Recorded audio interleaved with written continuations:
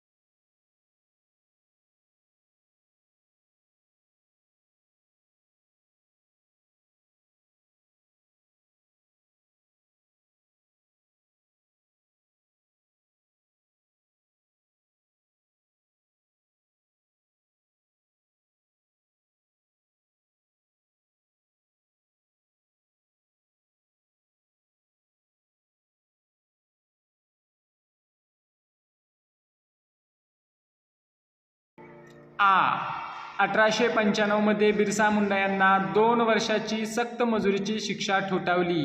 आणि ई आहे बिरसा मुंडा यांना हजारीबाग तुरुंगात डांबण्यात आले.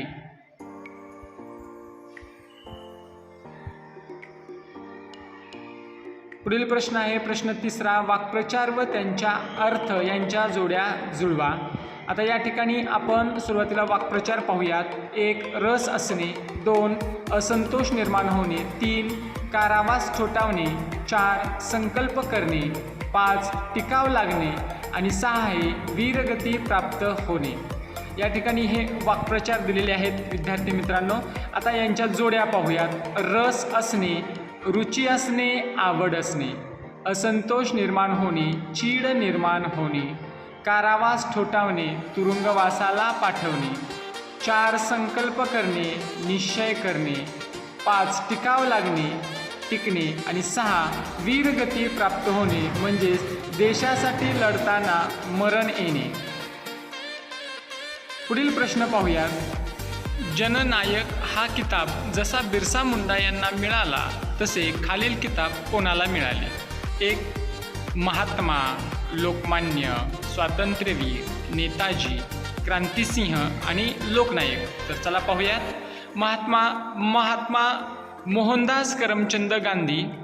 लोकमान्य बाळ गंगाधर टिळक.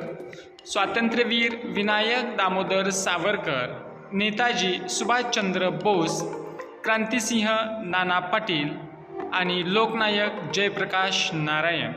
अशा पद्धतीने हे पुढील पुरस्कार वरील महान व्यक्तींना मिळालेले आहेत.